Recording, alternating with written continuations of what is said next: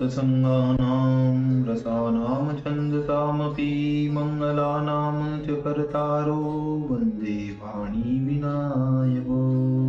नारायणं नमस्कृत्य नरं चैव नरोत्तमं देवीं सरस्वतीं व्यासं ततो जयमुदीरयेत्।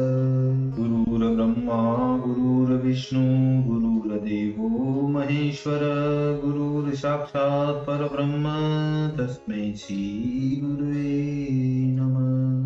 बोलिए सियावर रामचंद्र भगवान की जय, राधावर कृष्ण कन्हैया लाल भगवान की जय, उमा महेश्वर भगवान की जय, गायत्री ब्रह्मदेव भगवान की जय, सद्गुरुदेव भगवान की जय, माता पिता गुरुदेव की जय, समस्त संतगण भगवान की जय, समस्त भक्तगण भगवान की जय। ओम नमः पार्वती पतये हर हर महादेव। तो मित्रों और आप सभी श्रीमद् भागवत कथा की श्रेष्ठ रसिक जनों श्रोतागणों, अब तक हमने श्रीमद् भागवत कथा की कथा को नियमित रूप से क्रमबद्ध रूप से श्रवण करते आ रहे हैं, कीर्तन करते आ रहे हैं, भजन करते आ रहे हैं, मनन करते आ रहे हैं। तो अब हम श्रीमद् भागवत कथा के नवम स्कंद के 13वें अध्याय की ओर कथा को अग्रसर करते हैं।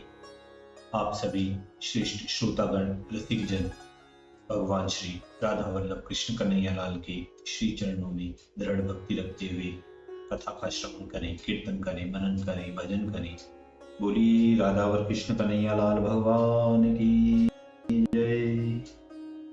तो कहते हैं 13 में इक्ष्वाकु सुत निमिका वंश बखान, 30 में प्रगटे जनक जी ज्ञानी परम सुजान, ज्ञानी परम सुजान।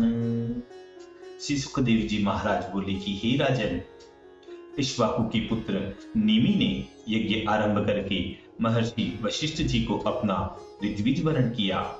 तब वशिष्ठ जी बोले कि यज्ञ करने के लिए देवराज इंद्र हमको वरण कर चुके हैं, इस कारण बिना इंद्र का यज्ञ समाप्त किए हुए हम तुम्हारा यज्ञ नहीं करा सकते हैं। जब तक इंद्र का यज्ञ समाप्त हो तब तक ठहरे रहो। यह सुनकर महाराज निमि कुछ न बोले, अर्थात चुपचाप रहे और महर्षि वशिष्ठ जी देवराज इंद्र का यज्ञ कराने लगे। वशिष्ठ जी के जाने पर महाराज निमि ने विचार किया कि इस जीवन का क्या ठिकाना है। यदि इंद्र का यज्ञ समाप्त होने के प्रथम ही हमारी मृत्यु हो जाए तो फिर यज्ञ न होगा। इसलिए जब तक कुलगुरु वशिष्ठ जी न आए तब तक किसी और ऋत्विज से यज्ञ आरंभ कराऊं। यह विचार करके निमि राजा ने यज्ञ आरंभ कर दिया। इसके उपरांत महर्षि वशिष्ठ जी इंद्र का यज्ञ समाप्त कराकर राजा निमि के स्थान पर आए। शिष्य का अन्याय देखकर मुनि को क्रोध उत्पन्न हुआ और क्रोध करके उन निमि जी को यह शाप दिया कि पंडिताभिमानी इस निमि का देह शीघ्र छूट जाए। देखिए, यहाँ एक शंका आती है कि राजा निमि बड़ा ज्ञानी और ध्यानी था एवं मुनियों में पूजन करने योग्य वशिष्ठ मुनि बड़े महात्मा पुरुष थे। उन दोनों ने फिर मूर्खों के समान काम क्यों किया? राजा ने मुनि को शाप दिया, मुनि ने राजा को शाप दिया, इसका क्या कारण है? तो देखिए, इस शंका के उत्तर में कहते हैं कि जब नारद मुनि स्त्री के लिए मोहित हो गए और विवाह करने की इच्छा की, तब राजा नेमि और वशिष्ठ जी ये दोनों उनको देखकर बहुत हंसे थे। दोनों को नारद मुनि ने शाप दिया था कि हे वशिष्ठ मुनि, हे राजा नेमि, हम स्त्री के लिए दुखी हो रहे हैं, हमारे मन में विवाह करने की इच्छा नहीं है, परंतु भगवान की माया ने हमको मोहित कर लिया है।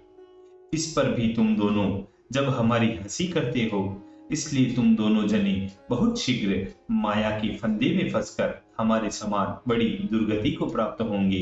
इसलिए दोनों जनों की बुद्धि भ्रष्ट हो गई थी। इस प्रकार इस शंका का निवारण होता है। अब हम पुनः कथा की ओर चलते हैं। तो कहते हैं कि जब कुलगुरु वशिष्ठ जी ने इस प्रकार अधर्मवर्ती होकर शाप दिया, तब राजा नेमी भी उनको यह शाप देने लगा कि तुमने लोभ के वश होकर धर्म की ओर को नहीं देखा, इसलिए तुम्हारा देह भी छूट जाएगा।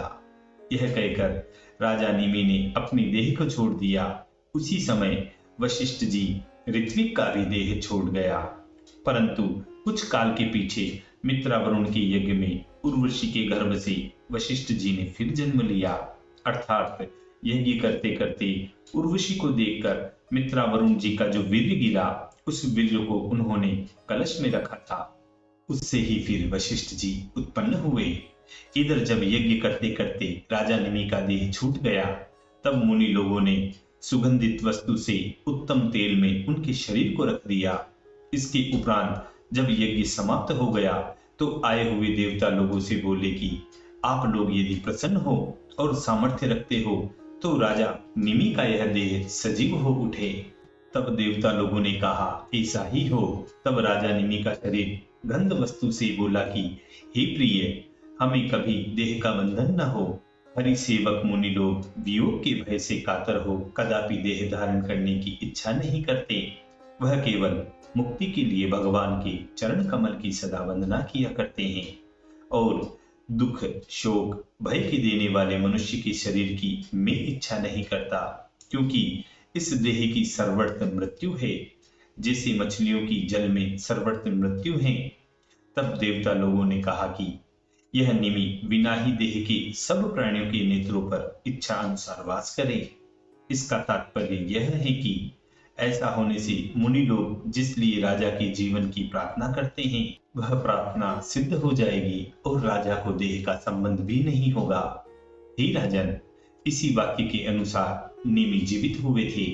नेत्रों पर पलक का उघड़ना और पड़ना इन्हीं राजा नेमी के किए से होता है। परंतु इसके पीछे महर्षियों ने विचार किया कि बिना राजा के राज्य सदा प्रजा का भय दिलाने वाला है, इसलिए सबने राजकुमार की कामना करके इन निमि के देह को मथा। मंथन करने से राजा निमि के देह से एक कुमार उत्पन्न हुआ। उस निमि के पुत्र का असामान्य जन्म होने के कारण जनक नाम हुआ। इस शब्द का अर्थ उत्पादक है और विदेह से जन्म ग्रहण करने के कारण इनका एक नाम विदेह हुआ और मथने से जन्म होने के कारण एक नाम मिथिला हुआ अथवा मिथिलापुरी के निर्माणकर्ता होने के कारण मिथिलाधिपति कहलाते थे। इन जनक के पुत्र उदावसु, इनके पुत्र नंदीवर्धन हुए। नंदीवर्धन का पुत्र सुकेत और सुकेत का पुत्र देवरात हुआ। देवरात से बृहद्रथ का जन्म हुआ। उसका पुत्र महावीर्य, महावीर्य का पुत्र सुद्रति, उसका पुत्र दृष्टकेतु, उसका पुत्र हर्यश्व और हर्यश्व से मरु की उत्पत्ति हुई। मरु का बेटा प्रताप, उससे कृतरथ ने जन्म लिया।